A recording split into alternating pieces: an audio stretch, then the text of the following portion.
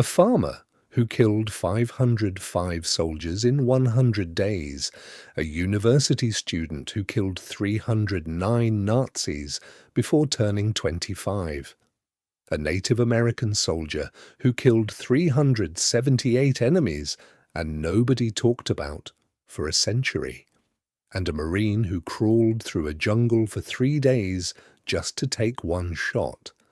These are not movie characters, these are real people, and their real stories are more extraordinary than anything Hollywood has ever put on screen.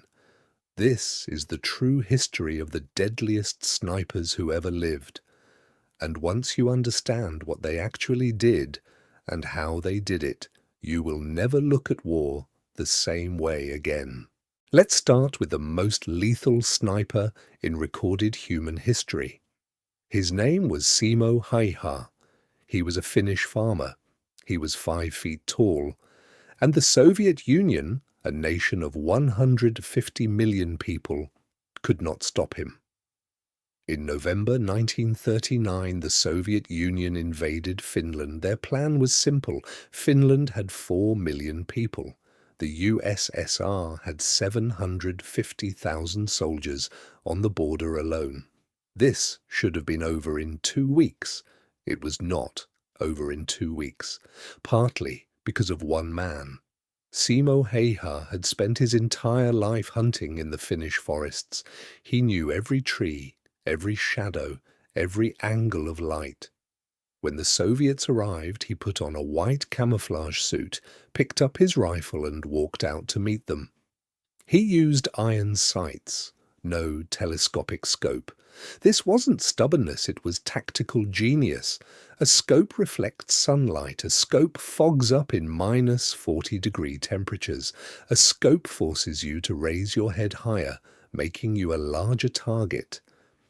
Hayhä understood something most trained soldiers didn't. The best sniper is the one nobody can find. He packed snow in his mouth so his breath wouldn't create a visible cloud in the freezing air. He built snow walls in front of his position so the muzzle blast wouldn't disturb the snow and reveal his location. He would leave camp before dawn and not return until dark, lying completely still for hours, waiting. On December 21st, 1939 alone, he recorded 25 confirmed kills in a single day. The Soviets placed a price on his head. They sent counter-snipers. They sent artillery strikes. Nothing worked. He disappeared into the snow every time. In 100 days, Simohayhä killed 505 confirmed Soviet soldiers with his rifle alone. With a submachine gun in closer engagements, his total is estimated at 700. The Soviets called him Belaya Smrt, the White Death. On March 6, 1940, an explosive bullet hit him in the jaw. It tore half his face off. He was found by Finnish soldiers in a pile of bodies. They thought he was dead. Then one soldier noticed his leg twitching. He regained consciousness on March 13th, the day peace was declared. The war ended while he was in a coma. He recovered fully, became a successful moose hunter and dog breeder, and lived until 2002. When asked how he became the deadliest sniper in history, he said, "Practice. That's it, just practice." Now let's talk about Lyudmilapavlichenko. Because if Simohayhä is the greatest sniper in history by numbers, Pavlichenko might be the greatest sniper in history by everything else. She was a 24-year-old university student in Kiev when Germany invaded the Soviet Union in June 1941. She walked into a recruitment office and asked to join the infantry. The officer told her to become a nurse instead. She told him she had medals from a civilian marksmanship program. He let her try. She hit every target. She became a sniper, and she became the most successful female sniper in the history of warfare. Pavlichenko would leave camp at dawn and return at dusk. She would find a position near enemy lines and lie completely still for hours, sometimes the entire day, waiting for exactly the right moment. She killed 36 enemy snipers, the most dangerous targets on any battlefield, because they are actively hunting you while you hunt them. One mistake, and you are dead. By May 1942, she had 257 confirmed kills and was promoted to lieutenant. The Germans knew her name. They started broadcasting messages over loudspeakers at the front lines. "Lyudmilapavlichenko, come over to us. We will give you plenty of chocolate and make you a German officer."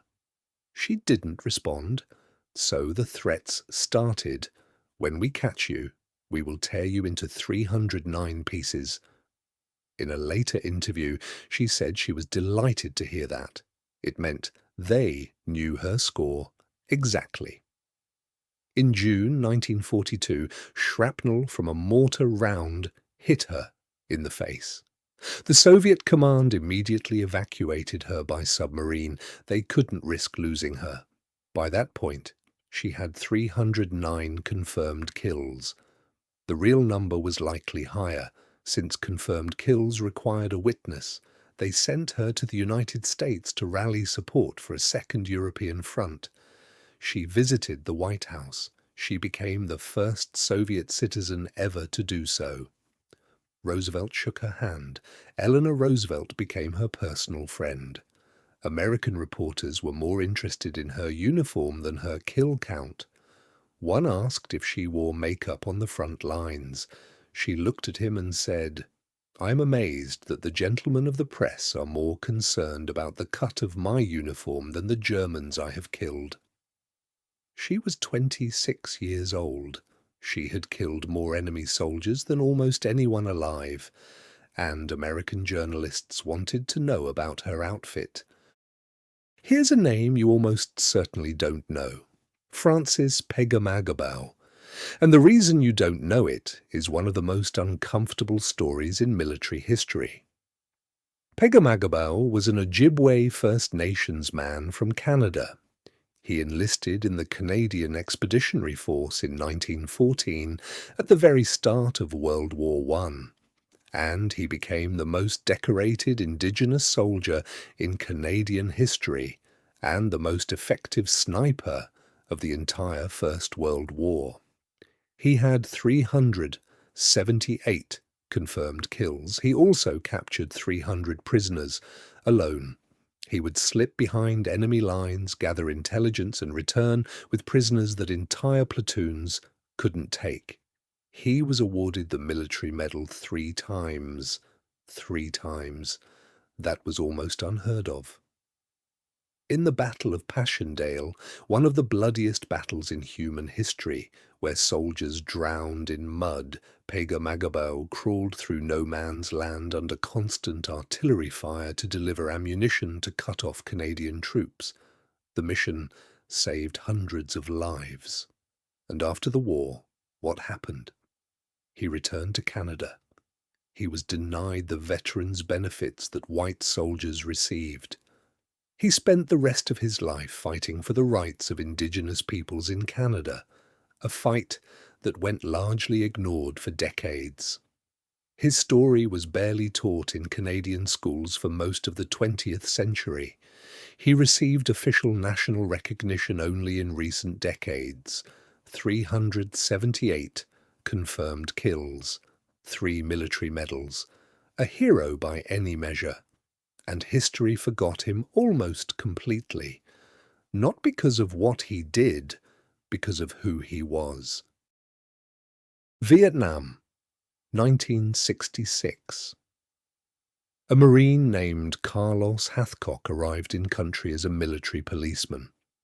Within weeks, he had volunteered for sniper duty. Within months, the North Vietnamese army had put a $30,000 bounty on his head. Hathcock wore a white feather in his bush hat, deliberately, visibly. He was telling the enemy exactly where he was. He was that confident they couldn't stop him. His most famous kill was an enemy sniper known only as Cobra, a North Vietnamese marksman who had been sent specifically to hunt hathcock. The two spent days tracking each other through the Vietnamese jungle, playing a lethal game of chess where the loser dies. Hathcock was moving through dense undergrowth when he tripped over a fallen tree. At that exact moment, Cobra fired. The shot missed by inches, hitting his spotter's canteen. Cobra changed position. Hathcock changed position. They ended up facing each other from opposite angles. Hathcock spotted a glint of light in the jungle, sunlight reflecting off a scope. He fired. The bullet went directly through the enemy sniper's rifle scope, through the lens, and killed Cobra instantly. The only way that shot was possible was if Cobra was already aiming directly at Hathcock, which meant Hathcock fired a fraction of a second before Cobra could pull the trigger. Hathcock also set the record for the longest confirmed sniper kill in history at that time, 2,460 yards, nearly a mile and a half, using a .50 caliber machine gun with an attached scope. The record stood for 35 years. His most patient mission, he crawled 1,500 yards across open ground, moving only when the wind moved the grass, lying completely still when it stopped, over 3 days without sleeping. All to get close enough for one shot at a Viet Cong general. 3 days, one shot. He didn't miss. Hathcock ended the war with 93 confirmed kills. He estimated the real number was closer to 300. He founded the Marine Corps Scout/Sniper School, which trained generations of snipers after him. He died in 1999 of multiple sclerosis, a disease that had nothing to do with war and everything to do with bad luck. The same kind of luck he cheated for his entire career. 4 people, 4 wars, 4 completely different corners of the world, and the same story told 4 times.